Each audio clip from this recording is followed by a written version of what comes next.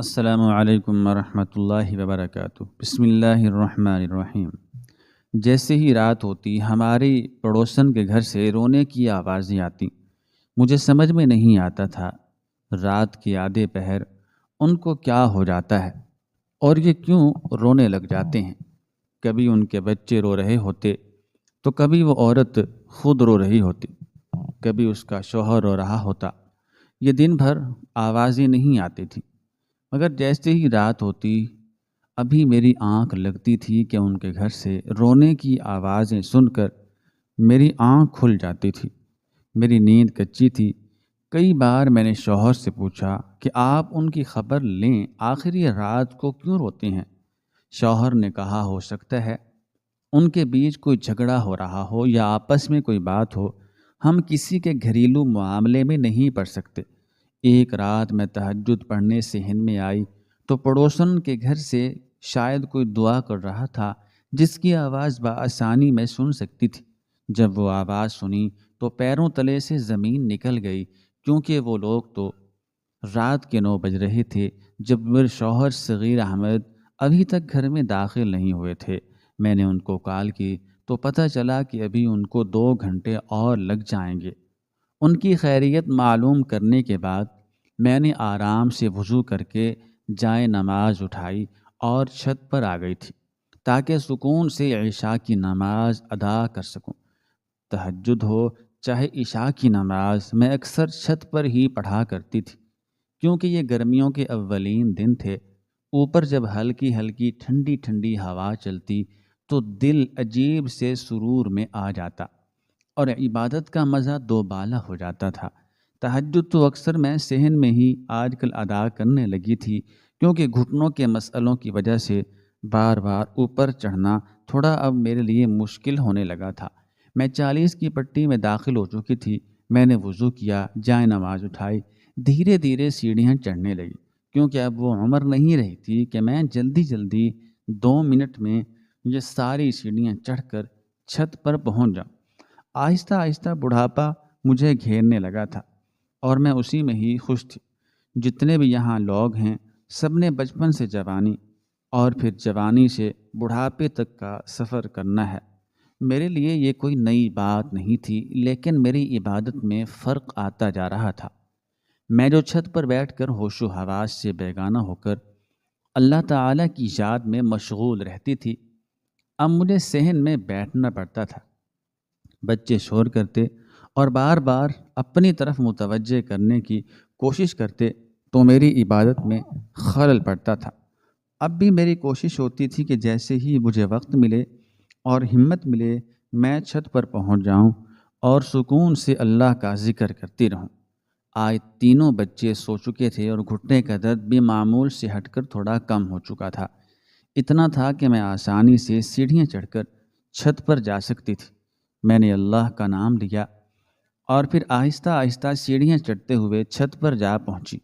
میں نے کلائی والی گھڑی پر ٹائم دیکھا تو وہ سیڑھیاں جو مجھے چڑھنے میں 2 منٹ لگتے تھے، آج ان کو چڑھنے میں پورے 10 منٹ لگے تھے، اور اب گھٹنے نے بھی آہستہ آہستہ درد شروع کر دیا تھا۔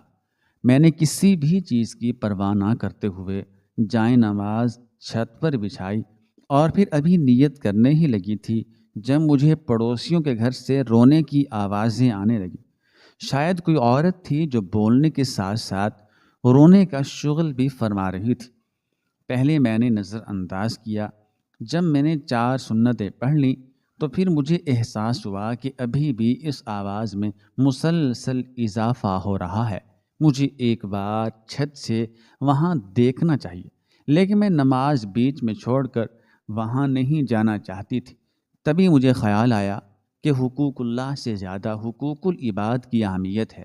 نماز تو میں ابھی آ کر پڑھ لوں گی، میں نے کون سا کسی سے باتیں کرنی ہیں، ابھی 2 منٹ میں واپس آ جاؤں گی۔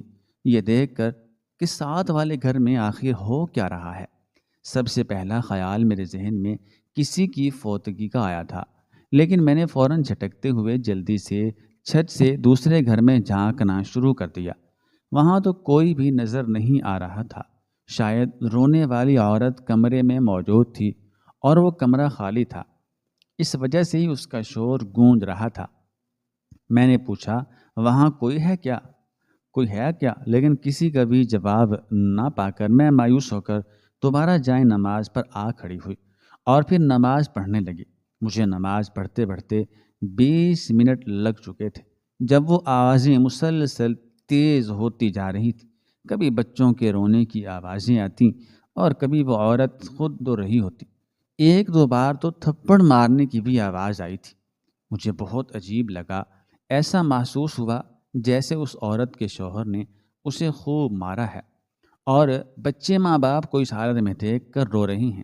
میں نہیں جانتی تھی کہ حقیقت کچھ اور ہے، لیکن جو آوازیں اور باتیں میں نے سنی اس سے مجھے اتنا تو اندازہ ہو چکا تھا کہ ساتھ والے گھر کے حالات ٹھیک نہیں ہیں۔ تب مجھے بالکل بھی مدد کا خیال نہیں آیا تھا۔ میں نے نماز پڑھی اور پورا گھنٹہ جائے نماز پر بیٹھی رہی۔ میں تسبیحات کر رہی تھی، اس لیے میرا دھیان اب اس گھر سے ہٹ چکا تھا۔ تبھی لائٹ چلی گئی تو اس گھر سے ایک چیخ بلند ہوئی۔ میرا دل دہل گیا۔ میں نے جلدی سے جائے نماز سمیٹی اور دوڑتی ہوئی دوسرے گھر میں دیکھنے لگی۔ وہاں شاید کسی بچے نے اندھیرا ہونے کی وجہ سے چیخ ماری تھی۔ میرا تو دل ہی دہل گیا تھا۔ دل ہی دل میں نے اس بچے کو کئی صلواتیں سنا ڈالی، لیکن مجھے ہمدردی ہو رہی تھی اور میں نے سوچا کیوں نہ کل جا کر اس عورت سے پتہ کروں آخر ان کے گھر میں مسئلہ کیا ہے۔ لیکن اس سے پہلے میں اپنے شوہر احمد سے کہوں گی کہ وہ ساتھ والے گھر کی عورت کے شوہر سے پوچھے گا کہ آخر ان کے گھر سے اتنی رونے کی آوازیں کیوں آتی ہیں۔ پہلے پہل تو مجھے لگا شاید وہ لوگ ٹی وی دیکھتے رہتے ہیں اور ان کی آواز اتنی اونچی ہوتی ہے کہ وہ ہر کسی کو سنائی دیتی ہے، لیکن ایسا نہیں تھا۔ وہ تو بہت غریب لوگ تھے، بھلا ان کے گھر میں ٹی وی کہاں سے آیا؟ ہر طرف سے کنفیوژن تھی، اس لیے میں نے سوچا کیوں نہ اپنے شوہر سے کہہ کر اس گھر سے پتہ کروں آخر مسائل کیا ہیں، کیا ہم ان کی کوئی مدد کر سکتے ہیں۔ ان لوگوں کی رونے کی آوازیں سنتے سنتے میں نیچے آ گئی تھی۔ صحن میں وہ آوازیں اور زیادہ آ رہی تھی۔ مجھے بہت عجیب لگ رہا تھا، ایسا لگ رہا تھا جیسے ہر طرف نحوست چھائی ہوئی ہے اور میرا دل جیسے کسی نے مٹھی میں لے لیا ہو۔ چھوٹے چھوٹے بچے رو رہے تھے اور ان کی ماں ان پر اب کی بار غصہ کر رہی تھی۔ باپ کی تو آواز ہی نہیں آئی تھی۔ میں بہت پریشان تھی۔ تجسس میں نے وہاں سے گھر میں جھانک تو لیا تھا، لیکن اب مجھے خود کو عجیب لگ رہا تھا کہ مجھے ایسا نہیں کرنا چاہیے تھا۔ کسی کے گھر میں جھانکنا بری بات ہوتی ہے، اس لیے تو اسلام میں اونچی چھتیں بنانا منع ہے تاکہ دوسرے انسانوں کے گھروں میں جھانک کر ان کی ٹوہ لینے کی کوشش نہ کریں اور نہ ہی گناہ میں مرتکب ہوں۔ 11 ہو چکے تھے اور میں ابھی تک صحن میں پڑی چارپائی پر بیٹھی اپنے شوہر کا انتظار کر رہی تھی۔ جب تک وہ گھر میں نہیں آتے تھے تب تک میں صحن میں بیٹھی تسبیح پڑھتی رہتی اور اپنے شوہر کا انتظار کرتی رہتی۔ مجھے ایسے ہی سکون ملتا تھا۔ مجھے تو تب تک نیند نہیں آتی تھی جب تک کہ احمد صاحب گھر لوٹ نہ آتے۔ اب بھی میں ان کا انتظار کر رہی تھی۔ جب گیٹ پر ہلکی سی دستک ہوئی، مجھے معلوم تھا یہ احمد صاحب ہی ہیں، کیونکہ وہ رات کے وقت گیٹ بہت آہستہ سے اپنی انگوٹھی سے بجایا کرتے تھے تاکہ میں آ کر دروازہ کھول دوں اور کوئی گیٹ کھٹکھٹانے کی وجہ سے پریشان بھی نہ ہو، کیونکہ محلے میں سب کے گھر ساتھ ساتھ تھے تو آوازیں بہت دور تک جایا کرتی تھی۔ میرے شوہر اس معاملے میں بہت محتاط تھے۔ وہ نہیں چاہتے تھے کہ وہ کسی کے بھی بے سکونی کا باعث بنے۔ میں جلدی سے دوڑی ہوئی گیٹ تک چلی گئی۔ گیٹ کھولتے ہی میں نے اپنے شوہر کو سلام کیا، السلام علیکم، اور پھر ان کے ہاتھ میں جو شاپر اور بیگ تھا وہ لے لیا اور وہ بھی سلام کا جواب دیتے ہوئے میرے ساتھ گھر کے اندر داخل ہونے لگے۔ میں نے گیٹ اچھے سے بند کیا اور پھر کھانا گرم کرنے لگی۔ تب تک میرے شوہر فریش ہو کر کپڑے تبدیل کر کے آ چکے تھے۔ ہم دونوں کچن میں ہی بیٹھ گئے۔ وہ کھانا کھا رہے تھے اور میں بار بار یہ سوچ رہی تھی کہ میں ساتھ والے گھر والوں کے بارے میں ان سے کیسے کہوں کہ وہ پوچھیں۔ مجھے معلوم تھا کہ وہ سلیم صاحب کا گھر تھا اور سلیم صاحب ایک دہاڑی دار مزدور تھے۔ مجھے سمجھ نہیں آئی کہ شوہر کے سامنے کیسے اس کا نام لیتے ہوئے پوچھوں کہ آخر ان کے گھر میں کیا چل رہا ہے۔ میں ذہن میں ان جملوں کو جوڑ رہی تھی تاکہ میں اپنے شوہر سے پوچھ سکوں۔ میرے شوہر بھی میری اس طرح کی حالت دیکھ چکے تھے اور وہ بھی بار بار سوالیہ نظروں سے مجھے دیکھتے تو میں مسکرا کر ان کی بات ٹال دیتی۔ جب انہوں نے کھانا ختم کر لیا اور میں نے برتن دھو لیے اور ان کو چائے پیش کی تو تب میں ان کو بتانے لگی کہ عشاء کی نماز کے وقت چھت پر گئی تھی میں، تو وہاں مجھے بہت رونے کی آوازیں آ رہی تھیں۔ آپ سلیم صاحب سے پتہ کریں کہ مسئلہ کیا ہے۔ میرے شوہر کہنے لگے، پاگل مت بنو، نادان مت بنو، ان کا اپنا گھریلو مسئلہ ہے، ہم بیچ میں کیسے بولیں گے؟ ہم بولیں گے تو ان کو لگے گا کہ ہم ان کی ٹوہوں میں لگے رہتے ہیں کہ کب ان کے گھر میں کیا ہو رہا ہے۔ تم بھی ان کی اتنی فکر مت کرو، وہ خود اپنے حالات کو اچھے سے سمجھتے ہیں اور جانتے ہیں۔ سلیم صاحب ایک خوددار اور غیرت مند آدمی ہیں، شاید ان کو یہ بات ہرگز پسند ہی نہ آئے، تو ان کو ان کے حالات پر چھوڑ دو اور اپنے بچوں پر توجہ دیا کرو۔ یہ بات میرے شوہر نے بہت نرمی سے سمجھائی تھی، کیونکہ مجھے بہت بری لگی تھی، کیونکہ میں جاننا چاہتی تھی کہ آخر اس گھر میں ایسا کیا ہو رہا ہے جو وہ لوگ اتنا روتے ہیں۔ شوہر کی بات میں نے سرسری سی سنی اور پھر جا کر چائے کے برتن دھونے لگی۔ میرے شوہر جا کر سو چکے تھے۔ میں نے کچن کی لائٹ آف کی اور پھر خود بھی سونے چلی گئی۔ میں سوتے ہوئے سوچ رہی تھی کہ دن میں اگر یہ آوازیں آئیں تو میں آواز دیکھ کر صوفیہ خاتون کو بلا کر معاملے کی تہ میں جاؤں گی کہ آخر وہ لوگ اتنا کیوں روتے ہیں۔ سارا دن رونے کی آواز نہیں آئی، یہاں تک کہ ایسے معلوم ہوتا تھا کہ اس گھر میں کوئی رہ ہی نہیں رہا۔ مجھے اور زیادہ پریشانی ہونے لگی کہ کہیں ان کے گھر میں کچھ غلط تو نہیں ہو گیا، وہ لوگ زندہ تو ہیں۔ سارا دن میں نے ان لوگوں کی پریشانی میں گزار دیا۔ دن میں تو کوئی رونے کی آواز نہیں آئی، لیکن رات پھر 9 بجے ان کے گھر سے رونے کی آوازیں آنے لگیں اور صوفیہ خاتون کے چیخنے کی بھی۔ سلیم صاحب کی اس میں کوئی بھی آواز نہیں تھی، نہ وہ بچوں کو چپ کرا رہے تھے، نہ وہ بیوی کو اس طرح غصہ کرنے سے روک رہے تھے۔ نہ جانے ان کے گھر میں کیا چل رہا تھا، لیکن مجھے اتنی تسلی ہو گئی تھی کہ وہ زندہ اور سلامت ہیں۔ سلیم صاحب دہاڑی کے لیے باہر نکل جایا کرتے تھے تو صوفیہ خاتون بھی دوسرے گھروں میں صفائی کے لیے نکل جایا کرتی تھی۔ وہ ایک نوکرانی کے فرائض سر انجام دے رہی تھی، جبکہ ان کے چھوٹے چھوٹے بچے سارا دن آوارہ گردی کرتے ہوئے پائے جاتے تھے۔ اسکول جانے کے لیے ان کے پاس پیسے نہیں تھے اور کام کرنے کے لیے وہ بھی اس قابل نہیں تھے کہ کام کر سکیں۔ میں نے کئی بار تو صوفیہ کو سمجھایا تھا کہ ان کو یا تو کو ہنر سکھاؤ یا پھر ان کو پڑھاؤ، لیکن وہ تھی کہ میری بات سننے کو تیار ہی نہیں تھی۔ وہ ہر بار مہنگائی اور پیسوں کا رونا روتی، لیکن جتنی بار بھی میں نے اسے پیسے دینے کی کوشش کی اس نے انکار کر دیا۔ میں نے بھی دوبارہ اس کی عزت و آبرو کو مجروح نہیں ہونے دیا اور کبھی پیسوں کا نہیں بولا اور نہ ہی اس کی مدد کرنے کی کوشش کی، حالانکہ ہم ہمسائے تھے اور ایک دوسرے کی مدد کرنے کا حق رکھتے تھے۔ مجھے عجیب سی تشویش ہونے لگی، پریشانی سے میرا سر دکھنے لگا، کیونکہ میں جتنی جلدی ہو سکے صوفیہ سے متعلق بات کر لینا چاہتی تھی کہ آخر وہ کیوں روتے ہیں۔ ان کی چیخیں اور رونے کی آوازیں دل دہلا دینے والی تھی۔ کسی بھی ماں کا دل خوف سے جکڑ جاتا ہے جب وہ کسی بھی اور بچے کی رونے کی آواز سنے، اس کو اپنے بچے یاد آنے لگتے ہیں۔ میرے بچے میرے پاس تھے، لیکن صوفیہ کے بچوں کی رونے کی آوازیں سن کے میرا دل کانپ جاتا تھا اور میں بار بار چھت سے اتر کر اپنے بچوں کو دیکھنے جایا کرتی تھی کہ وہ سکون سے سو رہے ہیں کہ نہیں۔ مسلسل 3 سے 4 دن میں اس واسطے چھت پر نماز پڑھنے لگی کہ میں وہاں صوفیہ کے گھر کے حالات معلوم کر سکوں، کیونکہ میں ان کی مدد کرنا چاہتی تھی۔ مجھے معلوم تھا میں ان کی ٹوہ لے کر گناہ کر رہی ہوں، لیکن میرا فرض تھا کہ ہم ہمسائے ہیں ایک دوسرے کی خبر گیری کرنا ہم پر واجب ہے۔ میرا شوہر تو میری مدد کرنا ہی نہیں چاہتا تھا، وہ چاہتا تھا کہ ہم ان کو ان کے حال پر چھوڑ دیں اور اپنی زندگی پر فوکس کریں، لیکن میں ان لوگوں کو اکیلا نہیں چھوڑ سکتی تھی۔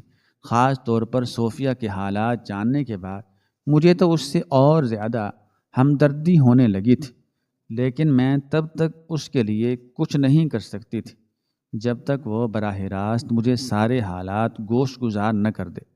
جتنی بار بھی میں نے ان لوگوں کی رونے کی آوازیں سنی، میں نے اپنے شوہر کو اطلاع کی، لیکن وہ ہر بار اس معاملے سے دور رہنے کی تلقین کیا کرتے تھے۔ میں بھی مجبور تھی، عورت تھی، خود سے ان کی مدد نہیں کر سکتی تھی۔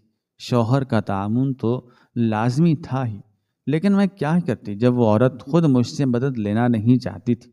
میں نے اسے یہ بھی کہا تھا کہ بے شک تم ہمارے گھر کے آ کر کام کر دیا کرنا، اس کے بدلے میں تمہیں ڈبل پیسے دے دیا کروں گی، اور اس طرح تمہاری مدد بھی ہو جائے گی اور میرے گھر کا کام بھی آسان ہو جائے گا۔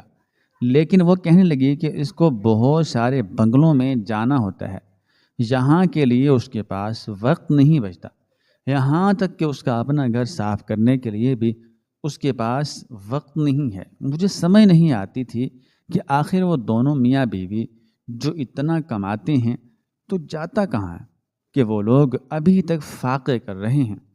یہ سب میری سمجھ سے باہر تھا۔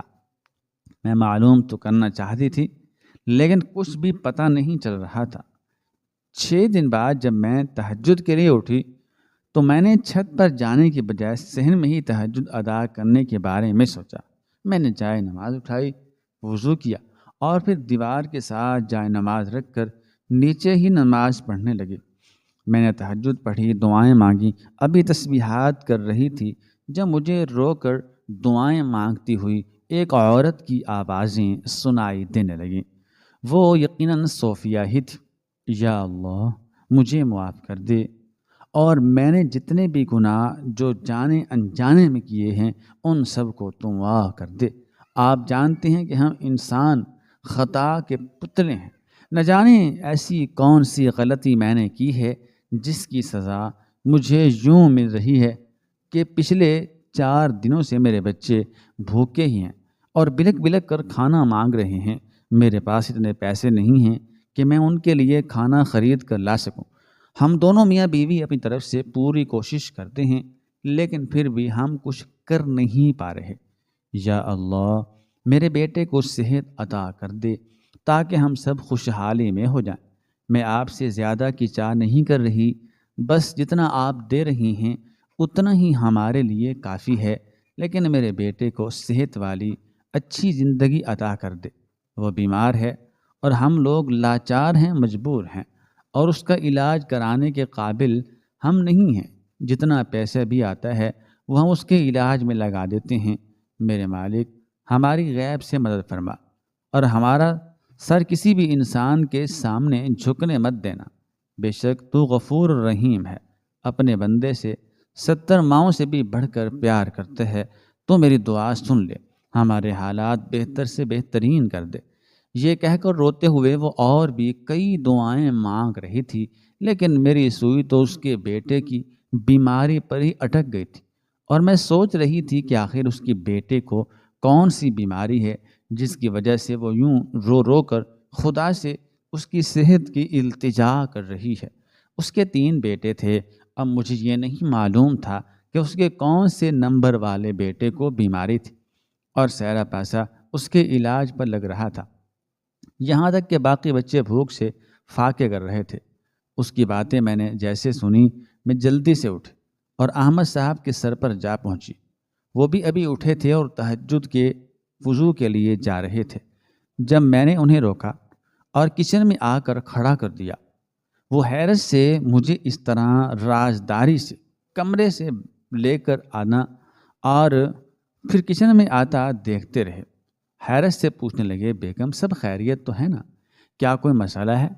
کیا وہ پریشانی سے مجھ سے پوچھنے لگے تو میں انہیں کہنے لگی، میں ابھی ساتھ والے گھر سے کچھ باتیں سن کر آ رہی ہوں، آپ بھی چلیں اور سنیں۔ وہ غصے سے مجھے گھوننے لگے اور کہنے لگے، آپ بنا سارا دن گھر میں فارغ رہتی ہیں اور اتنی سمجھ نہیں ہے کہ دوسروں کے گھروں کی باتیں اس طرح نہیں سنتے، یہ اچھی بات نہیں ہوتی۔ اگر ان کو مدد کی ضرورت ہوتی تو وہ خود آ کر ہم سے مدد لے لیتے، لیکن اس طرح کسی کے گھر میں بار بار جھانکنا اور ٹوہ لینا یہ ہمارے اسلام میں جائز نہیں ہے۔ یہ کہہ کر میرے شوہر مجھے ہی سمجھانے لگے۔ جب میں نے صوفیہ کی دعا انہیں سنائی تو وہ حیرت سے دیکھنے لگے اور کہنے لگے کہ میں کل تمہیں پیسے دوں گا، وہ تم جا کر صوفیہ کو دے دینا، اس طرح مدد کرنا کہ اس کو پتہ بھی نہ چلے۔ ٹھیک ہے، یہ کہہ کر وہ مجھے تسلی دیتے ہوئے وضو کرنے چلے گئے، جبکہ میرا تو خوشی سے ناچنے کا من کر رہا تھا۔ مجھے معلوم تھا اگر احمد صاحب کو ان کے حالات کا پتہ چل جائے تو وہ ضرور میری مدد کریں گے تاکہ میں صوفیہ خاتون کی مدد کر سکوں۔ میرے شوہر خدا ترس انسان تھے اور جہاں بھی ان کو ایسے ضرورت مند لوگ دکھتے وہ ان کی لازمی مدد کیا کرتے تھے۔ مجھے لگتا تھا کہ ہمارے گھر میں برکت ہی انہی چیزوں کی وجہ سے ہے۔ مجھے بہت خوشی ہوتی تھی جب میرے شوہر دوسرے لوگوں کا احساس کرتے تھے۔ ابھی بھی میرا دل چاہ رہا تھا کہ میں شکرانے کے نوافل ادا کروں۔ وضو تو میرا تھا، میں نے جائے نماز بچھائی اور پھر کچن میں ہی شکرانے کے نوافل ادا کرنے لگی۔ میں نوافل ادا کر کے اٹھی تو میرے شوہر تہجد پڑھ کے جا رہے تھے۔ ان کو معلوم تھا کہ میں شکرانے کے نوافل ہی ادا کر رہی ہوں، اس لیے وہ مسکرائے، مجھے کمرے میں لے گئے۔ میں آج بہت خوش تھی، اس لیے مجھے ایسا لگتا تھا جیسے میں ہواؤں میں اڑ رہی ہوں۔ پچھلے کئی دنوں سے میں نے خدا سے صوفیہ کے حالات کی بہتری کے لیے بہت دعائیں کی تھی۔ اب جب مجھے موقع ملنے جا رہا تھا تو میری خوشی سے انتہا نہ رہی تھی۔ اگلے روز 5 بچوں اور شوہر کو آفس اور اسکول بھیجنے کے بعد میں نے جلدی سے عبایا پہنا اور پھر صوفیہ کے گھر چلی گئی۔ گھر میں کوئی بھی موجود نہیں تھا۔ ایک بیمار لڑکا چارپائی پر پڑا ہوا تھا، وہ بالکل صحیح سلامت تھا، کہیں سے بھی بیمار نظر نہیں آ رہا تھا۔ مجھے دیکھ کر وہ زیر لب مسکرانے لگا اور پھر آہستہ آہستہ اٹھ کر چارپائی پر بیٹھ گیا۔ گھر میں اور کوئی بھی موجود نہیں تھا، جبکہ اس کی ماں صوفیہ خاتون اسی وقت گھر میں داخل ہوئی جب مجھے آئے 5-6 منٹ ہو چکے تھے۔ میں اس لڑکے کے پاس چارپائی پر بیٹھ چکی تھی۔ وہ لڑکا میرے لیے میرے چھوٹے بیٹے آلیان کے جتنا تھا۔ مجھے اس پر بہت زیادہ پیار آیا۔ وہ اتنی سی عمر میں اتنی بڑی بیماری میں مبتلا تھا۔ مجھے گھر میں دیکھ کر صوفیہ گھبرا گئی اور جلدی سے میری طرف بڑھی اور کہنے لگی، بی بی جی آپ سب خیریت سے ہیں نا؟ تو میں نے کہا ہاں سب خیریت ہے۔ تو وہ کہنے لگی میں آپ کے لیے چائے بنا کر لاتی ہوں۔ میں نے اسے کہا مجھے چائے نہیں پینی، بس ایک گلاس پانی لا دو۔ صوفیہ پانی لے کر آئی تو میں نے اسے اپنے پاس بٹھا لیا، جبکہ اس کا بیٹا ہم 2 عورتوں کو باتیں کرتا دیکھ کر اٹھ کر کمرے میں چلا گیا تھا۔ ان دونوں کے چہرے پر کہیں بھی اداسی، مایوسی یا حالات کا رونا نہیں لکھا ہوا تھا، بلکہ وہ تو خدا کا شکر ادا کر رہے تھے۔ مجھے ان کو اس طرح دیکھ کر خوشی ہوئی، لیکن دکھ بھی ہوا کہ وہ کتنی بڑی مصیبت سے 2-4 ہیں۔ تبھی صوفیہ کہنے لگی کہ آپ یہاں آئیں، سب خیریت تو ہے؟ میں اسے کہنے لگی کہ صوفیہ میں تمہاری مدد کرنا چاہتی ہوں، بے شک تم ہمارے ہمسائے ہو، ہم نے آج تک جو تم سے غفلت برتی ہے اس کے لیے میں تم سے معافی مانگنے آئی ہوں۔ میں تو تمہاری ہمسائی تھی، میرا حق بنتا تھا کہ میں تمہارے حالات کی خبر گیری کرتی اور جہاں تک ممکن ہو سکتا تمہاری مدد کرتی۔ میری یہ بات کہنے کی دیر تھی جب صوفیہ کہنے لگی نہیں بی بی جی ایسا کوئی مسئلہ نہیں ہے، مجھے مدد کی ضرورت نہیں ہے۔ آپ نے کہا مجھے بہت اچھا لگا، لیکن مجھے مدد کی ضرورت نہیں ہے، اللہ کا دیا سب کچھ ہے۔ یہ سن کر میں نے صوفیہ کے ہاتھ پر ہاتھ رکھا اور پھر اسے سمجھانے لگی کہ یہ پیسے میں تمہیں ادھار کے طور پر دے رہی ہوں، پھر جب تمہارے پاس آئیں تو مجھے یہ لوٹا دینا۔ اگر تم نہ لوٹا سکو تو میرے گھر آ جانا، 1 گھنٹہ آ کر جو تمہارا دل کرے وہ کام کر دیا کرنا، اس طرح تمہارے پیسے جو قرض ہے وہ بھی ادا ہو جائے گا اور تمہارے مسئلے بھی حل ہو جائیں گے۔ میرے گھر سے اتنا سا کام کرنا ہے کہ ہفتے میں میں جب بھی کپڑے دھویا کروں گی تم میرے ساتھ آ کے مدد کروا دیا کرنا، ٹھیک ہے؟ میری یہ کہنے کی دیر تھی جب صوفیہ روتے ہوئے میرے گلے لگ گئی اور اونچی اونچی آواز میں رونے لگی۔ میں نے اسے چپ کرایا اور پھر اسے سمجھایا کہ جو لوگ اللہ تعالیٰ کا شکر ادا کرتے ہیں تو اللہ تعالیٰ انہیں اور زیادہ نوازتا ہے، عطا فرماتا ہے۔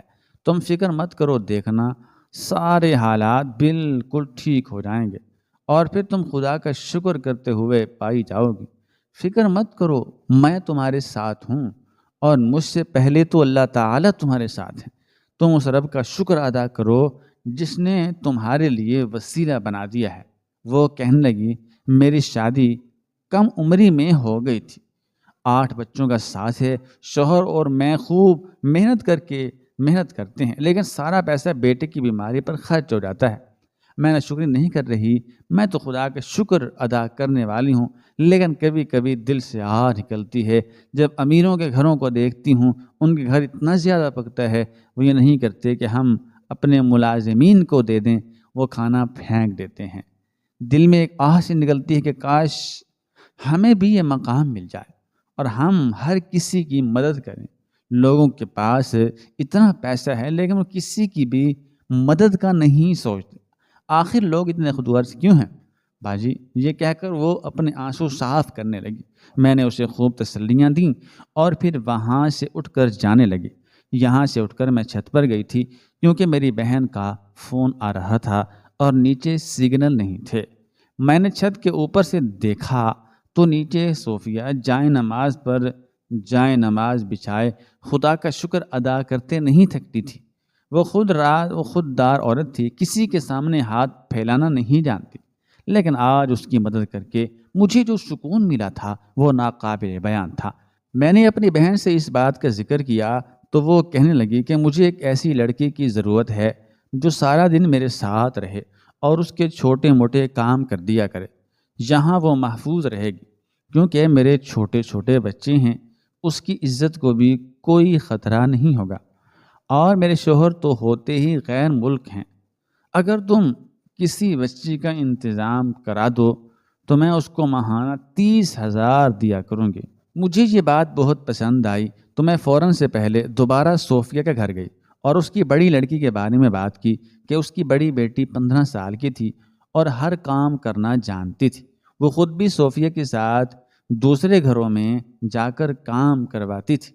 صوفیہ کو یہ بات پسند نہیں تھی کہ جوان جہاں لڑکی دوسروں میں گھروں میں جا کر کام کرے، کیونکہ بہت سے لوگ اسے بری نظر سے دیکھا کرتے تھے۔ وہ تھی ہی اتنی خوبصورت۔ جب میں نے صوفیہ سے اپنی بہن والی بات ڈسکس کی تو وہ خوش ہو گئی اور کہنے لگی بی بی جی اللہ آپ کو سلامت رکھے، مجھے سمجھ نہیں آتا کہ میں آپ کا شکریہ کیسے ادا کروں۔ میں نے اس کے ہاتھ تھام لیے اور اسے کہنے لگی میرا شوہر میرا شکر ادا کرنے کی ضرورت نہیں ہے، وہ جو ہم سے 70 ماؤں سے بھی زیادہ محبت کرتا ہے اس کا شکر ادا کرو۔ تو وہ سجدے میں گر گئی۔ میں بھی اٹھ کر گھر آ گئی تھی اور حیران تھی کہ اللہ تعالیٰ بھی ہماری مدد کے اسباب وہاں سے پیدا کرتے ہیں جہاں سے ہمیں امید بھی نہیں ہوتی۔ بے شک وہ ہم سب کے حق میں بہتر سے بہترین کرنے والے ہیں۔